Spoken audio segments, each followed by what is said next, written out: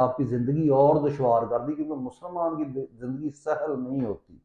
फिर उसके बाद दे के एहसास ज़ियां तेरा लहू गरमा दे, फ़क्र की सान चढ़ाकर तुझे तलवार करे। और ये तलवारें नजर आ रही हैं आपको, जा बजा आपका लहू गरमाती नजर आ रही है। नौजवान जो उसके हैं, तो ये क्या किया उसने? उसने उनको एहसास ज़ियां का बता दिया कि एहसास ज़ियां क्या है।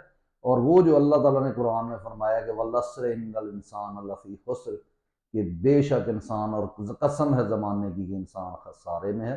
तो ये दिखा के उसने आपको क्या किया? तलवार बना दी। उसने कहा ये ज़िंदगी 2 दिन की ज़िंदगी, मर जाऊंगा लेकिन गुलामी कबूल नहीं करूंगा। तो यही उसका मैसेज है। और आखिरी शेर इकबाल ने जहाँ पे फजल रहमान जैसे इन बेगैरत किस्म के जो दाढ़ी रख के वो कोई इनके वो ऑफिसर फिर बने फिरते हैं, कोई जो है जनाब वो जेल में साहब फिर रहे हैं, कोई मुख्तलिफ लोग, यानी क्या सब के नाम